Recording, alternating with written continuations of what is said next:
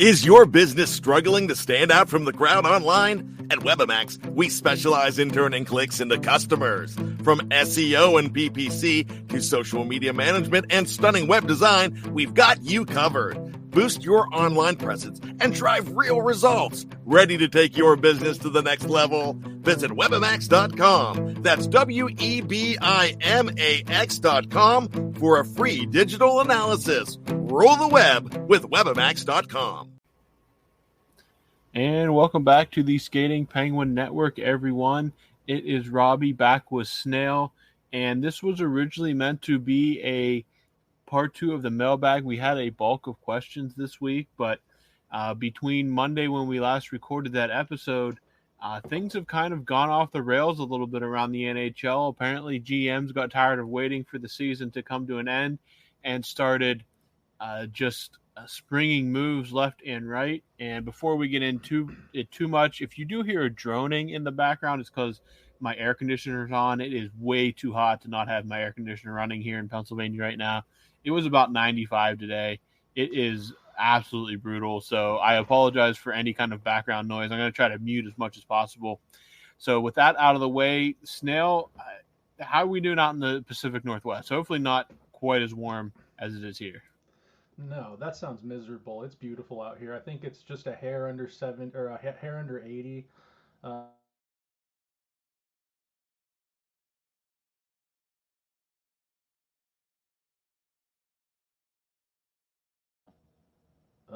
Did I disconnect?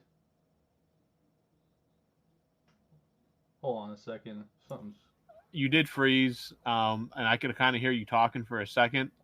And then you just kind of straight up cut out, but you're like your camera just like froze you. That's so annoying because I literally just got this. I got my internet hardwired to my computer now, so let's run that back. It's a hair under 80 degrees here. It's a beautiful Pacific Northwest bluebird day. Couldn't be happier, honestly. It sucks for you guys being stuck in that Ziploc bag over there. Yeah, it is definitely warm. Luckily, the humidity is not terrible. So that has been the one reprieve. There's one day where it ticked up a little bit. There were some storms in the area. But other than that, I mean, the humidity's been pretty okay. So it hasn't been – I mean, it's been hot. It's been miserable and hot, but it hasn't been that drenching miserable. And so it's been tolerable to a point. But no second mailbag this week, and this is kind of a preview of how the season might run this year. There's just too much to talk about hockey-wise, so we might just do one mailbag episode a week and then a hockey news episode. So you're kind of getting a preview here, and it's probably going to be like that again next week because by the time we record this episode next week, the Stanley Cup Final, one way or another, will be over. They have Game 6 on Friday night, so but getting into some hockey news, I had a whole thing planned about talking about the Penguins' new AHL coach, looking into him a little bit. And then right as I'm about to leave work, I get a notification that the Penguins have made their first, I guess we'll call it a significant move of the summer, re-signing in a shock kind of. I don't think anybody really saw this coming, re-signing goaltender Alex Nedeljkovic to a 2-year contract, keeping him in Pittsburgh through 2026. Completely blindsided by this. He's getting AAV, average annual value of $2.5 million. And this opens up a lot of – it answers one question, but opens up some more. But just on the surface, Snail, what do we think about this kind of a surprise move of bringing Alex Nedeljkovic back into the fold for the next 2 years? Yeah, I didn't see this happening. I figured Jari's our guy, and they were gonna probably have Blomqvist wearing the ball cap, splitting the season that way. But it was widely speculated that if they were to sign Nedeljkovic, it would be because they were working on something with sending Jari out. Now, I personally don't think that's the case. I would like that to be the case. I would like Jari to be off the books. And there's a lot of look. Jari led the league in shutouts last year, did he not? Or if he wasn't leading, he was tied or up there. He was tied, I believe. Yeah, he was tied. So, say what you will about Jari, he has the makings of a starting goaltender, but it's just hasn't been working out for him in Pittsburgh. I think there's a lot of teams out there that if they could make the money work, they would love it. They would love a Jari in net. For where the Penguins are at, I'd love that $5 million off the books and roll Ned and Blomqvist. Or it's, I don't know. You could even go out and maybe get a cheaper backup goaltender. You could get like a Louis Domingue or something, someone of that ilk. But personally, what I think, I'll just wrap this up quickly. My thoughts is that I think that they're prepared for Jari to stay, and they're going to run it back, Jari, Ned, and that's what makes. I also believe because they're re-signing Ned, there's obviously been some talks about Blomqvist. Maybe they just don't think he's quite ready yet for even a backup role. Maybe they're going to really let him simmer down there in the AHL and get some more North American pro hockey under his belt before even bringing him up in a backup capacity. Yeah, certainly. I don't think that this guarantees a Jari move. I definitely think it increases the odds of a Jari move because you don't know what's out there on the phones. There's going to be teams that do need a goaltender, especially now like Calgary moving on from Jacob Markstrom. There opens a spot. Again, Calgary is probably not going to be very good next year. They're probably looking to do a little rebuild here.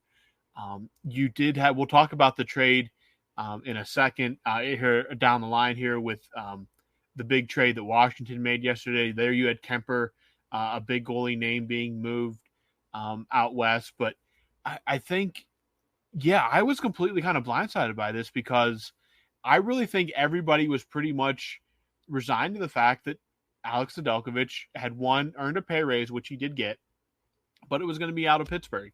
I think this definitely increases the odds of Jari's move. No doubt. No, we won't put any guarantee on that. You have $8 million tied up in two goaltenders. I don't care for that. But Nedeljkovic, I was just really surprised by this move. Not that I like the move. I think he definitely was more than a serviceable backup and played. Again, he was kind of run into the ground the final month of the season, obviously. But he kind of rebuilt his career in Pittsburgh, and I really thought he was going to get a shot somewhere else. But it's in Pittsburgh for the next 2 years, and I'm interested to see where they go from here, what the plan is going forward. Personally, I love this. Robbie, did you say whether you like this or not?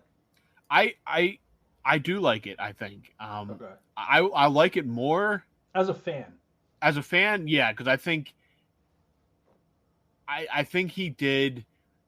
he stepped into a situation that was almost impossible. Back against the wall,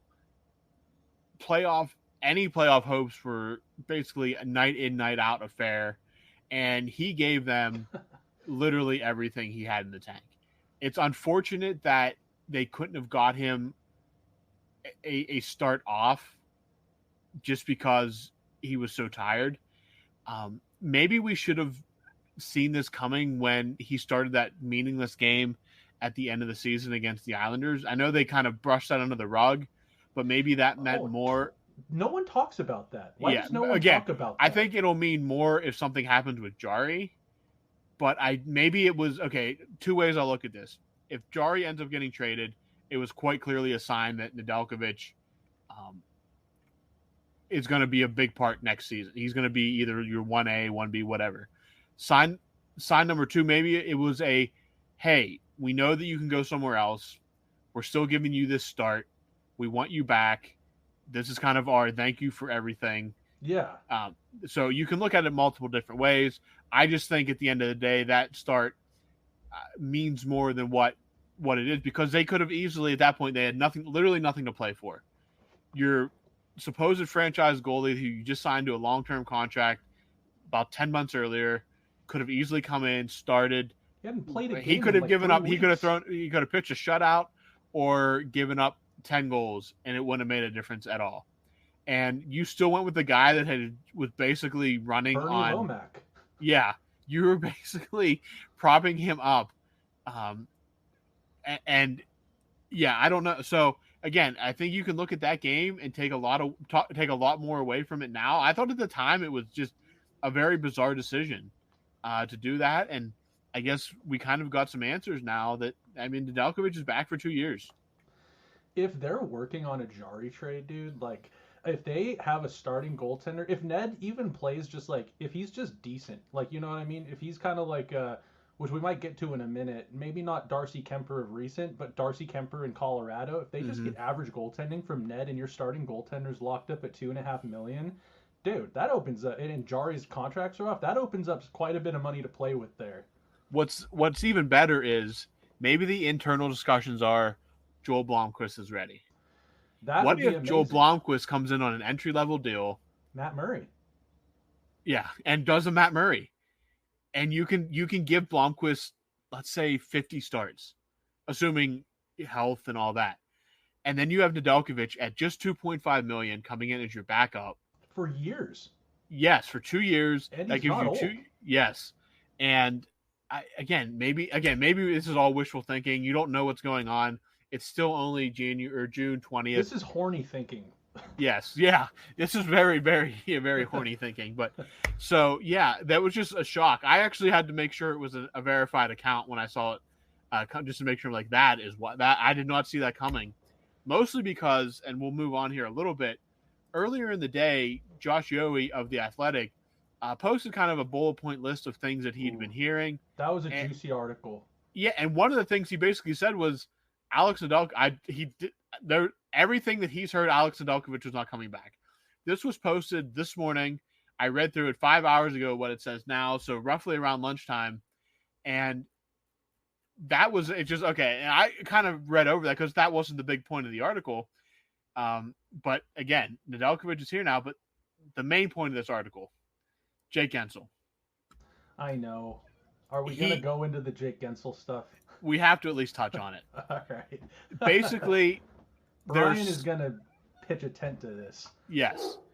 There are slim odds that he comes back. That was basically the bottom line. What makes those odds go up is moving basically Riley Smith. That is the key before July 1st. My takeaway from this is they're not shopping Rickard Rakell. And I don't hate that if Rickard Rakell is not your first line winger. I don't mind Rickard Rakell as a second line guy. He does play well with Gino. I don't see him being as putrid goal scoring wise next year.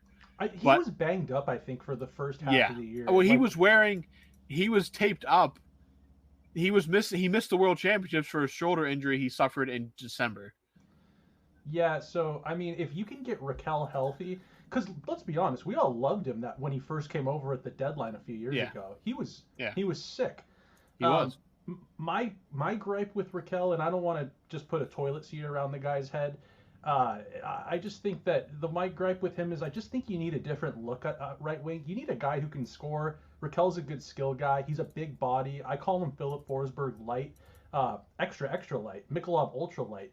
But I just would like a little bit of a different look, and that might just be me. I'd like more of a grittier type of winger, someone that can.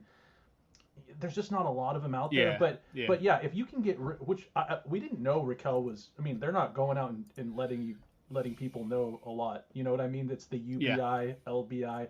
But I didn't know he was that banged up all year, and it makes a lot more sense now. So if you can get him healthy, I don't mind that. And I don't think it takes Josh Yohe, like you said, was mentioning shopping Riley Smith.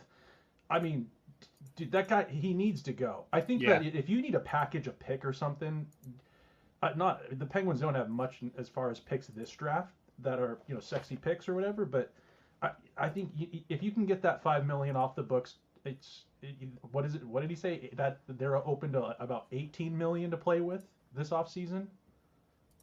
It'd be a little less now with the Nedeljkovic deal. It'd probably be around 16.5 or something like that. You get rid of Jari's contract? Yeah, there's another 5. Oh yeah. Again, blank check to Jake Guentzel. I think a lot is going to happen in the draft is the 28th. There's going to be a lot of movement, not just in Pittsburgh, but around the league in the next week. It's going to be a hectic week. We might just have to. Can you blame general managers right now? Like I love what's going on with the Stanley Cup Finals, and we can touch on that later. Yeah. But dude, this is too long. General managers probably thought this was going to be over. They did. I guarantee you, they probably said we'll give it 5 games, And then it literally happened like game was Tuesday, and then Wednesday everything started. They're just like, happening. we're done. We can't wait anymore. Like, well, these GMs want to get business. They want to get this bit of business done so that once the draft happens, they can go to their cottages and they can go to their their cabins and their leisurely summer, because summer's short, man. Everyone, it's summer vacation, but I mean, they have what? They have realistically, they're going to have to pick up their phone every once in a while, but they get what, like a month and a half, 2 months basically, before all of a sudden it's, you're having all the camps are starting up. So this is ridiculous. I don't blame them at all for getting stuff done, and I'm thankful for it too, because there's just so much business to be done for as a Penguins fan. There's so much. It's good to get some questions answered. So, anyways, let's move on. So yeah, Jake Guentzel again. If they can move out money, the likelihood of Jake Guentzel returning does increase. There's definitely a mutual interest. It sounds like there's maybe some bad feelings, but listen, if you want to get a deal done, you got to put the bad feelings aside, grow up, and just deal with it. Other than that, in this article,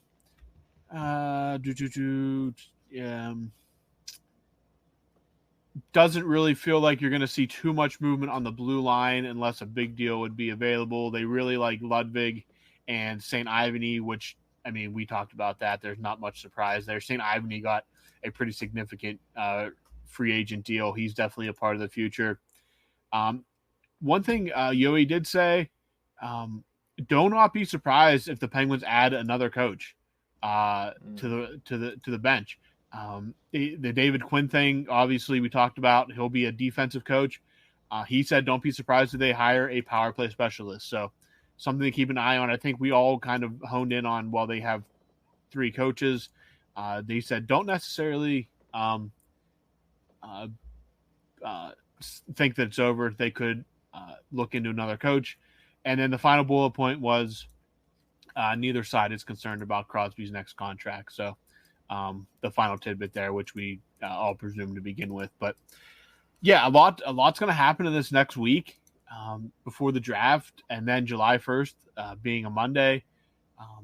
I do not foresee the Penguins, if there's mutual interest with Guentzel being in a position to trade for his rights. I don't think they'd give up a resource if they had some kind of deal or some kind of mutual interest. I think they would just wait till July 1st to talk. So what we were originally going to open with was the Wilkes-Barre Scranton Penguins named Kirk McDonald their new head coach. McDonald comes last week. We talked about possibly Grant Potolny being hired as the new coach, but instead it will be the 40-year-old McDonald. He coached the Dubuque Fighting Saints of the United States Hockey League, which is the highest level of junior hockey in the United States. They were really good. They captured the Dubuque Fighting Saints captured the league's Eastern Conference title, ended up losing in the final. He worked throughout college hockey and in the ECHL, which is a level below where he'll be coaching now. But again, it's tough to get a read on a guy that's only briefly coached professionally and never in a head coaching role. But it sounds like the Penguins got a guy that is kind of climbing the ranks and someone that they're happy with. It doesn't seem like it's anybody Dubas has many connections to. I don't see anything past their paths crossing from a professional standpoint, but it sounds like the Penguins got their guy and they're looking forward to see what he can do with the young guys down on the farm. Yeah, so kind of got thrown for a loop there with I think we all thought Potolny was going to get that job, and I'm all for some fresh blood. It's kind of low risk when it's the AHL. He's had some success pretty much everywhere he's kind of gone, and it'll be cool to see it. I like this move because it shows that Dubas is following through with his word about rebuilding that Wilkes-Barre Scranton team up and having a lot of people kind of forget that it all starts with your farm system. That's where that's your little garden, your grow. You need to have players coming in and out of there. You need to have if you make the playoffs, you need black aces, you need good pros down there. So I'm all for this, and I love that that there is some focus and onus on the baby penguins, as you guys call them, and I'm all for it. So I hope that this guy can kind of implement kind of a new culture down there. And it just seems like I don't know much about the Wilkes-Barre Scranton Penguins. You know, they're the farm team. I don't live in Wilkes-Barre, but it just seemed like it's been stale for a long time. It's just been the cabinets have been so dry. There hasn't been a whole lot opportunity down there. You know what I mean, as far as coaches and players. So hopefully this is the start of kind of a new culture down there that the Penguins will benefit from, you know, for years to come. Yeah. So we'll see how he factors in. Obviously starting the season and see what the plan is, but the Wilkes-Barre Scranton Penguins do have their new head coach. Moving on to more of a general NHL outlook here. The big news coming out of Wednesday when everything started kind of going down, a name that we have mentioned many times on this podcast, Pierre-Luc Dubois, did not work out in LA. In a rare 1-for-1 trade with the Washington Capitals, Dubois heads to the nation's capital in exchange for goaltender Darcy Kemper. The Kings, on the eve of unveiling what is to be their new look, a throwback type look with the old Chevy bow tie type logo, they get they feel a need in goaltender while clearing about $3 million in cap space to do more work. The Capitals get I'd say one of the biggest enigmas in the NHL right now, on Pierre-Luc Dubois, a massive contract coming over there, and I don't know. This kind of blindsided me more than the Nedeljkovic thing did, because I don't know where Dubois fits in with this Capitals team and what they're trying to do. Kemper, they were obviously trying to move on from. You're taking on $3 million for a guy who is on his fifth team in 7 years or something like that. I'm not sure what the Capitals are thinking here. Well, they lost Backstrom. They need a centerman. Dubois, it's low hanging fruit at this point. The guy's just a massive disappointment. I look like an idiot for calling him Vinny Lecavalier 2.0. He definitely did not turn out to be that. There were times in Columbus when he was under Torts that I thought he was he was a number one centerman, and he had snarl and he could score, and he had an amazing playoff in the bubble when Columbus. Yep. I think Columbus, was it the bubble that Columbus? Yeah, that's where. Yeah. Yeah. So but he's never been the same player since then. Kind of pouty, horrible body language, all these things that irk me, but he has that big frame, and he was highly, he went number 3. He went number 3 in the draft. Like, he has skill, but he just doesn't bend his knees when he skates, and he doesn't battle for pucks, and he's kind of like the Ryan Graves of centerman right now. Just all that size and skill, but for what? It just comes off as soft. So basically what I think this is for the Capitals is it's pretty simple. They need somebody to dish Ovi the puck.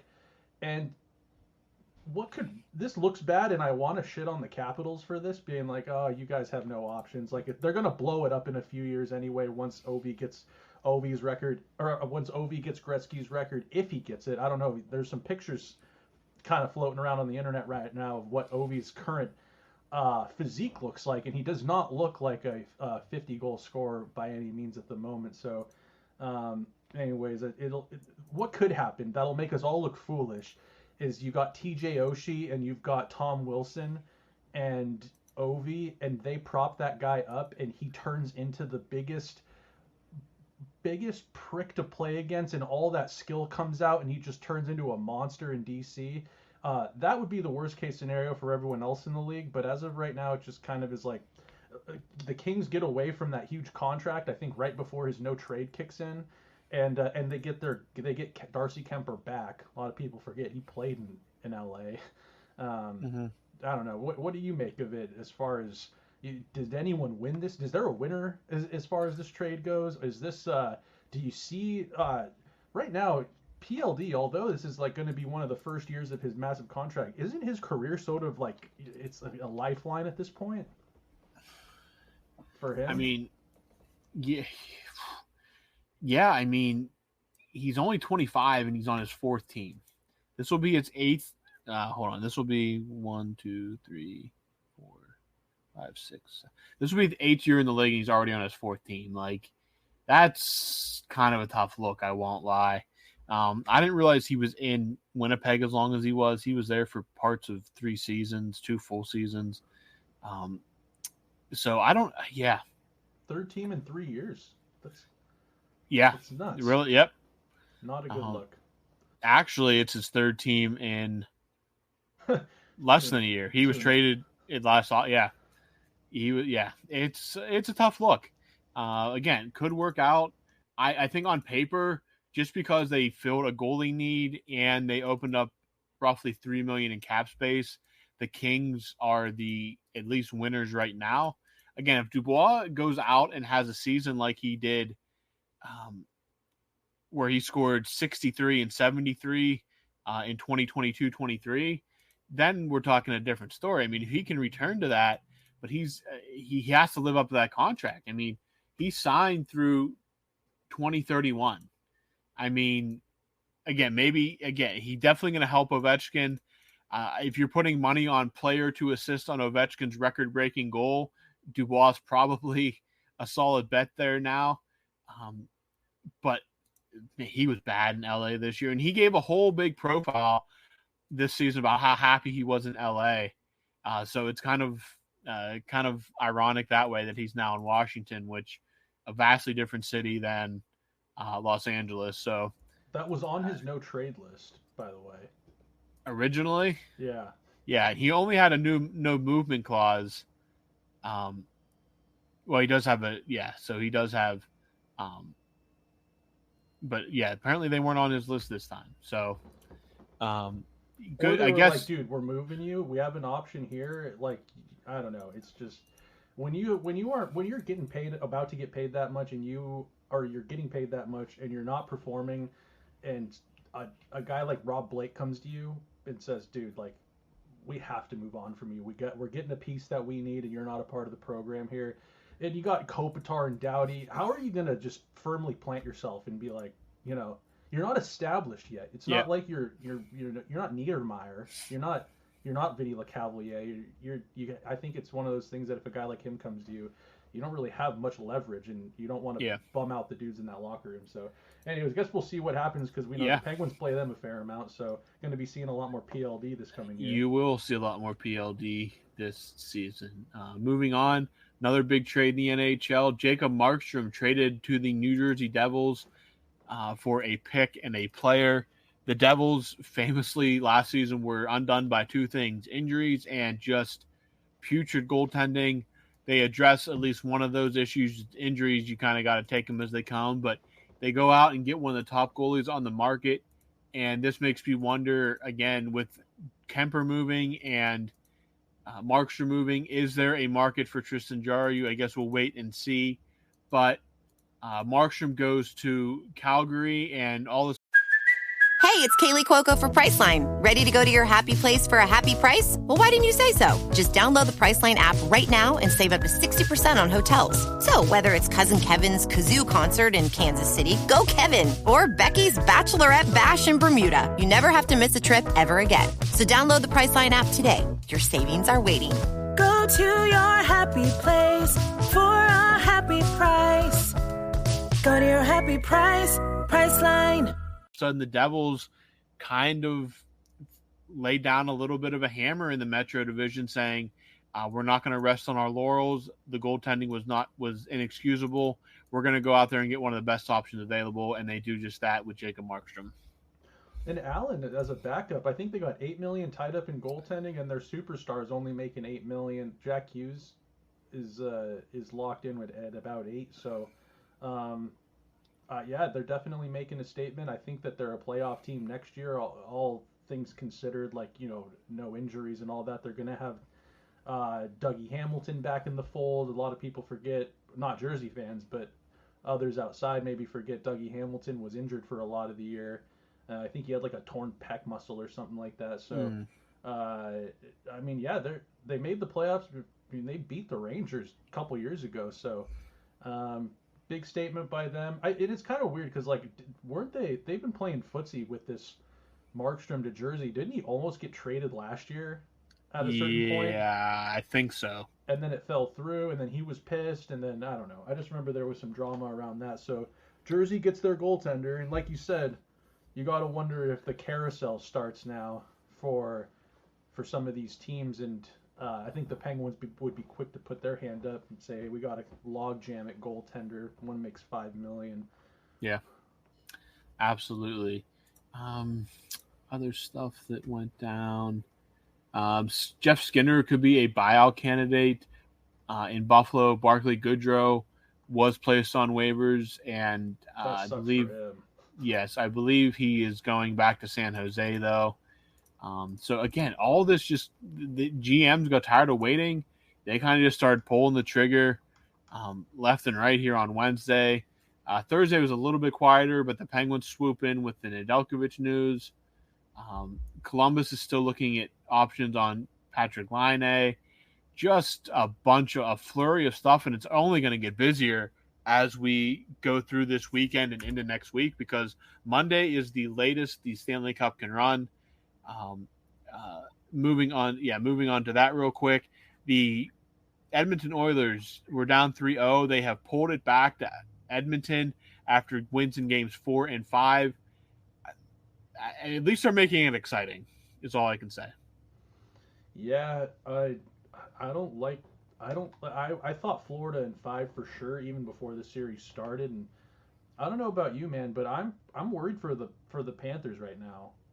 I just think that they're falling apart out there. And when you give guys like McDavid and not, right now it's McDavid. It's the McDavid show. Draisaitl's not really a factor at the moment. Nugent Hopkins is kind of, he's a great player. Don't get me wrong. And I would love to have him, but he's not moving the needle like McDavid is. And when you give a guy like McDavid time and space, he just makes you look absolutely foolish. He's breaking records, hasn't he? Isn't he chasing a Gretzky record right now? As far as I think he's like, I think he passed Gretzky.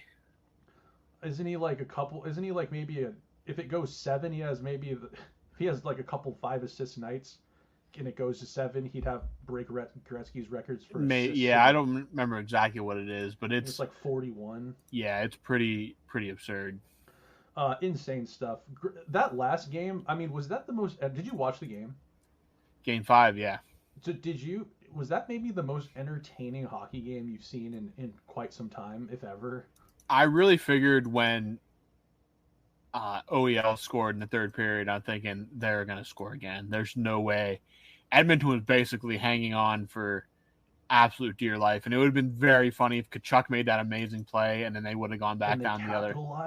Yeah, that would have been like an all-time. Like if they go and tie it and then win, that is like a top 5 Stanley Cup moment of all time. Like, oh, big time. Yeah, that is stuff that you make statues out of, like him sprawled across the ice. Well, like there was a freeze frame of him saving that, and I was like, hopefully some photographer or they were able to get a good photo of that, because that's like a Sports Illustrated cover. If he were to like him sprawled out with that puck right before the going over the line. That's just an all-time moment, and it sucks they didn't go back and convert it. Tkachuk gets up and tries to play goaltender against McDavid. It sucks, but it sucks. I've been kind of pulling for the Panthers, but this is one of those cups. I could go either way. I just want to see fun hockey, and we're starting to get that. McDavid is a man on a mission. He will not be denied. And but it all could end. They have to beat the Panthers 2 more times. They do. Once back again in Florida. And I just don't think, this could end tomorrow night. Yep. You know what I mean? It'd be cool to get some overtime action. Game 7 overtime is what we all as hockey fans want in the Stanley Cup final. What are your thoughts on the both the teams right now? Credit to Edmonton. Game 4 did not surprise me. I figured an explosion was coming at some point. They're extremely desperate. And you're on home ice. I didn't, maybe not 8-1, but I was not surprised that they pushed it back to Florida. I was really surprised if Florida came out what looked flat in Game 5. Another shorthanded goal against. It just feels like, it just something was not right with that power play. They get one back and then give one back and get one back. And I really thought once Ekman Larson scored in the third period, it just felt inevitable to get another. They were just pouring it on. And credit Skinner for standing tall. Credit Edmonton for doing literally just enough. I was not buying into the argument before this, but I'm buying into the argument now that the Conn Smythe is done and decided. It belongs to Connor McDavid, whether Edmonton wins or loses this series. I just don't know. I just don't know how you don't with what he's doing right now. But I still think Florida wins, whether it goes 6 or 7. There's definitely the doubt starts to creep in. If you're a Florida fan, you're the most uncomfortable person in the world right now. Oh yeah, big time.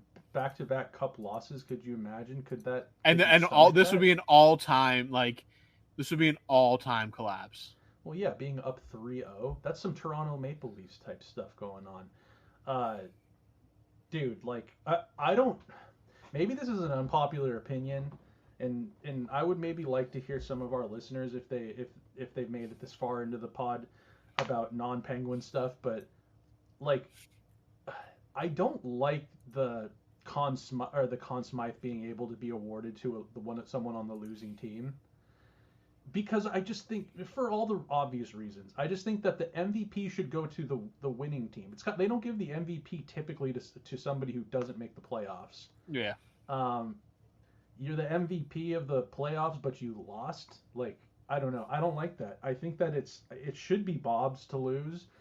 But I mean, if Edmonton wins, of course, McDavid is torching. Like, he's just been on fire. He's having a couple of these, like last game and the game before, you're seeing him do things that it's like, it's never really, you've never seen that before as a hockey fan. The dominance, and it's amazing. But the Conn Smythe's so important, and if he wins the Conn Smythe, they lost. They're taking it away from someone on the winning team who did a lot, like Bob.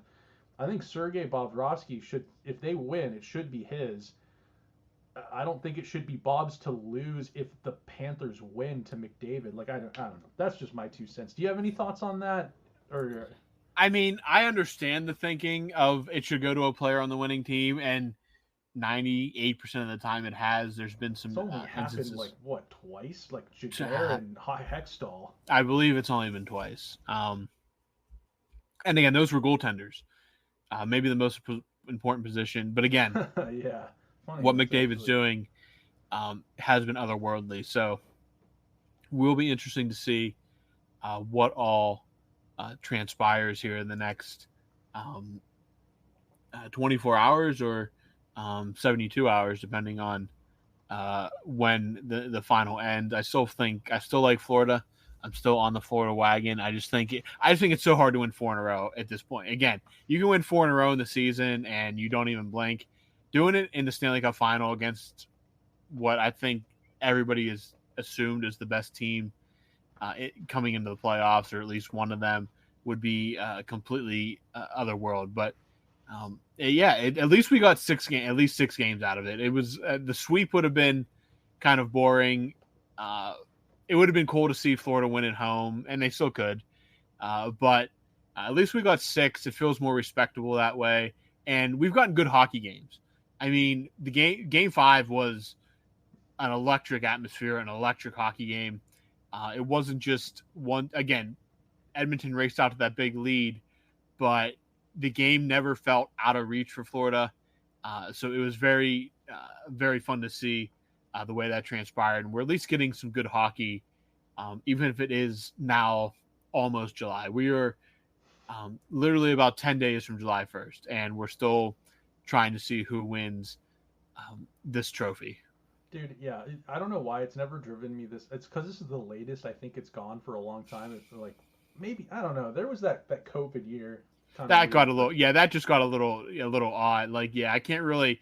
that was kind of like a special circumstance. But I this wasn't is complaining then. We were locked in our houses. Like it was awesome. But this is getting pretty ridiculous. Dude, like, are you in the boat of people that it's like the NHL should start October 1 and then it should end at the end of May? Yeah, I don't think you don't need 7 or 8 preseason games. Let's be real. That's ridiculous. You play that many preseason games. I didn't even realize how absurd it was until I went back. I'm like, they play like 8 preseason games. Like, that's absurd. It's not like spring training for baseball. No. Like, it's not the same type of deal. I think you should have 4 big preseason games that are like marketed. Like where it's like, and you don't see Sid and Gino until the 4th one. Yeah. Something like shifts. Yeah. That's all. That's what I think. Way too many. It's way Sid too many. Preseason to be like ready. Do you think like, I don't know, Gino might be a different story. Gino doesn't get chugging until game like 15 anyways. Yeah. But I mean, when you got these just consummate pros like Letang, you don't need preseason games for those guys. They just need their touches once or twice before the season starts. And like the season's so long, these guys use the first 10, 15 games anyway as a preseason. So fire up camp September, and then preseasons games the last 2 weeks of September, and then October 1, what would they call it? Frozen Frenzy. All teams. Yeah, that was great. Hopefully they do that. 1, and then it ends June 1st is no more hockey. It's just been it's absurd that we're still watching hockey in almost July. It's ridiculous. I don't like these 2-day gaps either, man. No, that's another thing we talked about. It's stupid. It just feels it's just dragging everything on. It's adding an extra 3 days to the schedule. I know that it's a long way. It's like the longest traveled Stanley Cup final, but that's hockey, baby. Like it's a North American pro sport. It's like it's just. I mean, it adds to the wear and the tear. It makes the cup that much sweeter when whoever lifts it. I don't like these 2-day gaps. I need that every other day. It's not like they're taking the Oregon Trail to get across to these places either. Like you have you're taking a plane. Like hop on a plane after a game. After game 2, hop on the plane.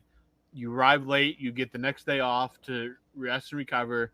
There should be a grind. Like it should be a grind at this point, and it just feels like we're delaying it. And I just need give me every other day. Playoffs should be outside of extenuating circumstances. Playoffs should be every other day. Agreed. I don't think this is. It's not. I don't like this at all. It's not. Just too much. It's just too long. It's just too freaking long. Out. But yeah, you can't complain when you're watching hockey. But a part of me is a little bit like, I'm ready for off-season shenanigans. Like I'm ready for I want to see trades. I want to see movement, and then it goes radio silent for 4.5 weeks. Yeah. And then things start to trickle back, and then pretty soon, a month before the season starts, it's lots of stuff's coming out. So I'm kind of ready for that part. But let's get the Stanley Cup handed out. Give it to the. I think it's gonna. I still think it's Florida, much like you, Robbie. Yeah, I still think it's Florida, and again, general manager itching too, based on what we've seen the past 2 days. It's definitely getting a little too drawn out for them as well. But that is all I really have for this episode. Snail, do you got anything else before we wrap it up and send it into the weekend? For people out there that are fans of hockey as well as sitcoms, Shoresy season 3 drops tomorrow. Have you watched Shoresy yet? No, where's it? It's on Hulu. Hulu. Okay. It's hilarious. And I've seen clips. I've never seen full episodes though.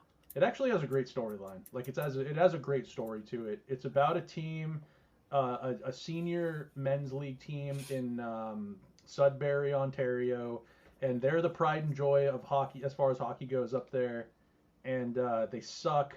And then the captain they're about to sell the team, and the captain says they'll never lose again. And it's about this team of misfits and alcoholics and just blue collar folk banding together and trying not to lose. And all of these shenanigans that hockey players get into. It's just colorful. It's awesome. It's funny. It's not like typical scripts it's not like Yeah, I'm not going to shit on America has produced some of the best sitcoms to ever Yeah. grace, time and space.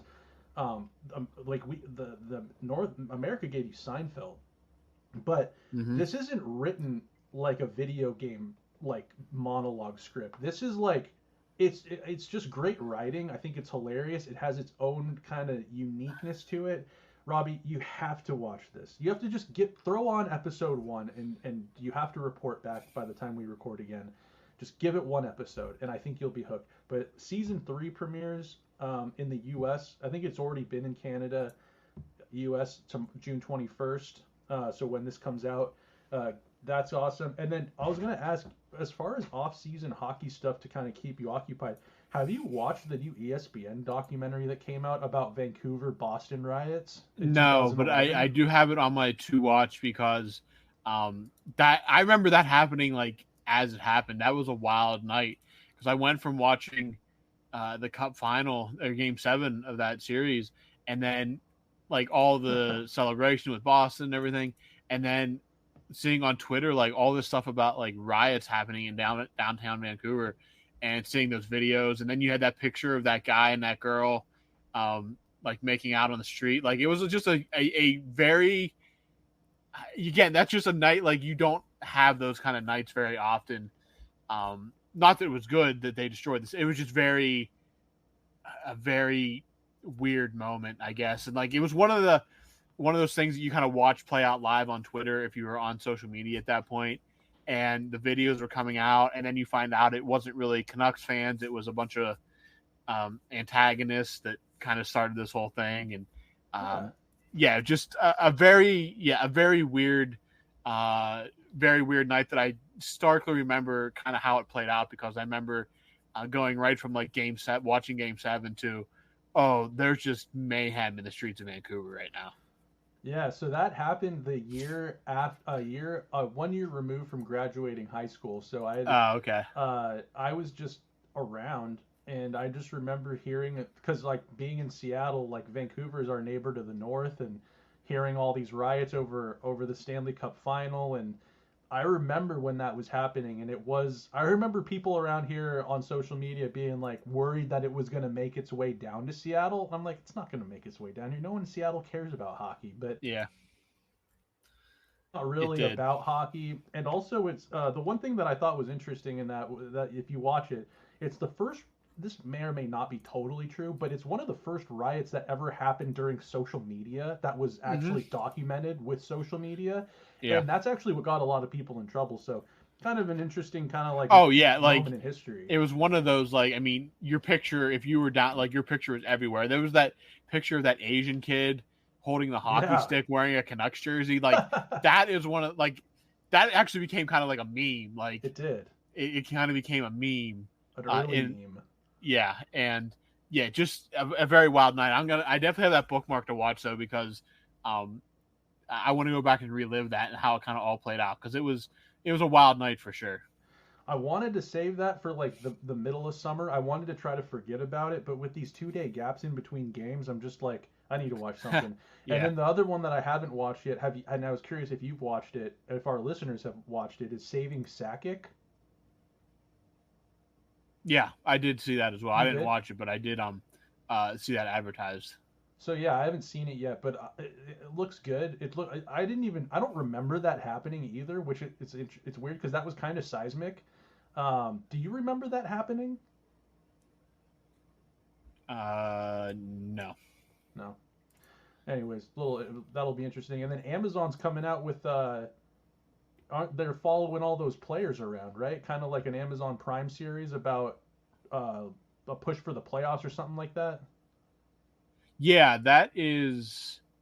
I don't know when it's debuting, but I did see that advertised as well, and that should be really good as well, because if you remember the Road to the Winter Classic type shows, those were always really entertaining. So I'm definitely hyped to see kind of this, them document like these moments as well, because you don't, the Stanley Cup, you're just laying it all bare for 2 months. So it'll be really interesting to see how that's produced as well. Yeah. So that was all I kind of wanted to touch on, was just, there's some hockey content to be watched aside from the Stanley Cup playoffs right now. So our listeners, let us know what you're watching too, because as hockey fans, there's a void to be filled sooner than later. Yeah, the end's coming quick, whether you like it or not. The drop dead date being Monday, which would be Game 7 if necessary, and then we kind of go right into the draft and free agency. So the next 2-ish weeks are going to be pretty busy, and then it's going to dry up. So we'll try to find you guys some hockey entertainment to keep you busy through the summer. But as for next week, assuming the Penguins or the NHL doesn't break the internet, we'll do a mailbag and then probably another news episode. But we'll play that by ear. Look for the tweet on Sunday, as always. So for Snail, I'm Robbie. Thank you guys for listening. We'll talk to you again next week.